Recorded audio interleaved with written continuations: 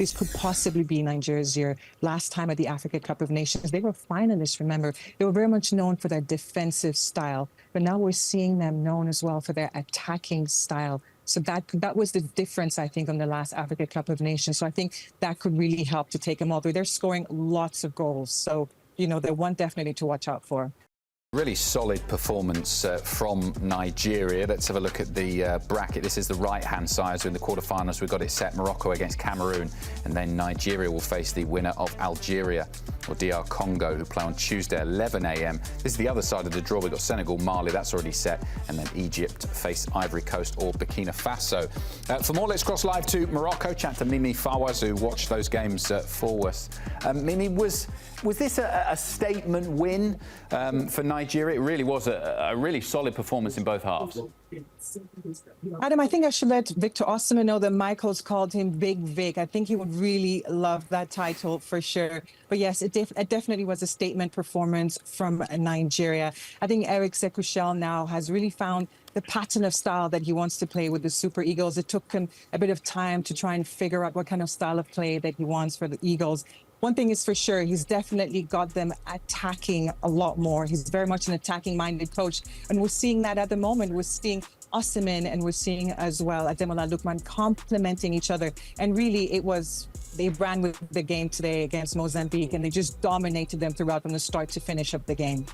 Mimi, this is a different sort of Nigeria, and you and I have been texting. I feel like I've been texting with everyone today, Adam, but you and I have been texting coming into AFCON about a need for change, a need for resurrection of belief from the Super Eagles amongst the fan base. I mean, what's been the change? Because they seem to be playing with a championship mentality at this AFCON.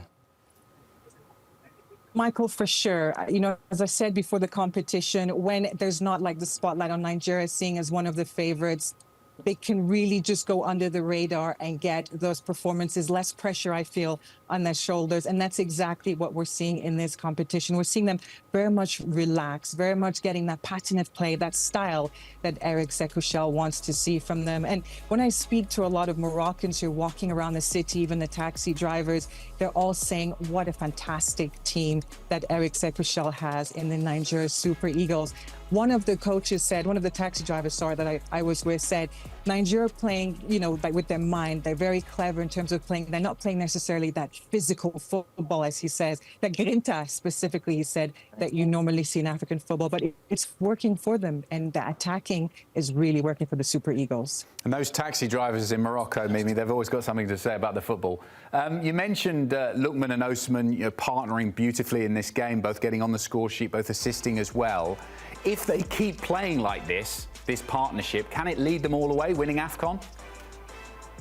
Absolutely. I think a lot of people now, maybe at the beginning of the competition and before the competition started, they weren't really looking at the Super Eagles as one of the favorites, like clear favorites. People were talking about Morocco, they were talking about Senegal. But now when you're going around, even speaking to the journalists, a lot of people now putting Nigeria that they can actually go all the way. And I think they're absolutely right. This could possibly be Nigeria's year. Last time at the Africa Cup of Nations, they were finalists, remember. They were very much known for their defensive style. But now we're seeing them known as well for their attacking style. So that was the difference, I think, on the last Africa Cup of Nations. So I think that could really help to take them all through. They're scoring lots of goals. So, you know, they're one definitely to watch out for. Mimi, we got to talk about Victor Osimhen, and I think Ademola Lookman is having an amazing tournament, but this is Victor Osimhen's world, and the rest of Africa is just living in it. When you take a step back, you look at his goal-scoring feats. I mean, he scored goal number 33 and 34 today. He's 3 shy of Yashidi Yekini's record, which is incredible. Where does he stand as one of Nigeria's all-time greatest players?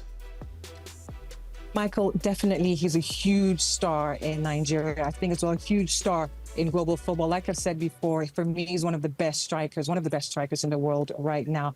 But definitely, he's going to want to add an Africa Cup of Nations to his title to definitely seal that legacy as one of the very best in Nigerian football and in African football as well. As you mentioned, Rashidi Yakini's goal, 3 goals short. And I think it could possibly equal that record, if not break it at this competition.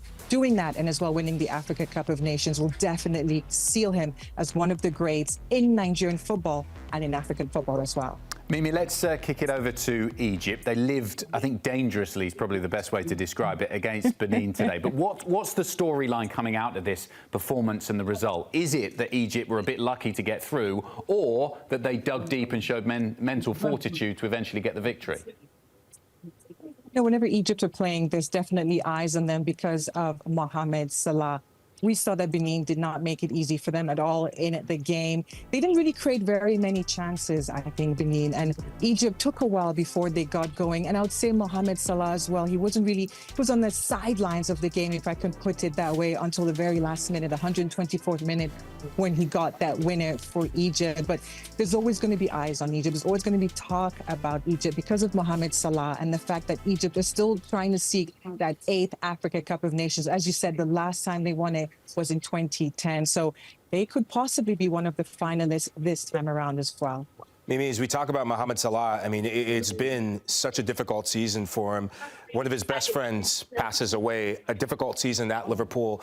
Yeah. Some Liverpool fans saying it's time for him to go, but then he comes to the African Cup of Nations and he seems to be refreshed. He gets a good goal, good second half performance for him. How big has this tournament been for him, just in terms of aura, in terms of his psyche, in terms of his presence for Egypt from a mental side? Definitely, Michael, if you remember when sadly Diogo Jota passed away, Mohamed Salah said that it was going to be very difficult to go back to Liverpool Football Club. He did say that. And we've seen that the start of the season hasn't quite gone the way that he would have hoped to. Of course, being benched, we know as well how he spoke out, how he felt he was being thrown under the bus by the club Liverpool, and the bit of the friction with Arne Slot, which they seem to have sorted out before coming to the Africa Cup of Nations. But definitely the Africa Cup of Nations will give him a boost. He has scored 3 consecutive times in the Africa Cup of Nations in this competition, and he's doing, so we've seen the players are starting to come now. The Super Eagles players are starting to come now. If I do get anybody, I will try and stop.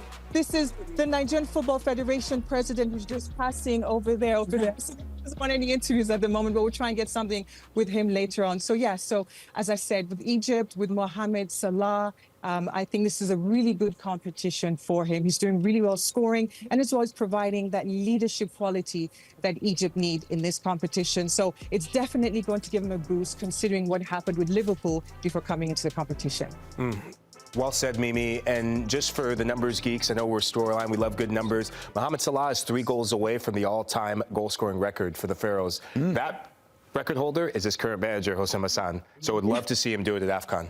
Great stat. Mimi, how rude of us to interrupt you doing all those interviews after the game. We'll let you get back to that. Hopefully you managed to chat to some of those Nigeria players. Thanks again for joining us here on Scoreline.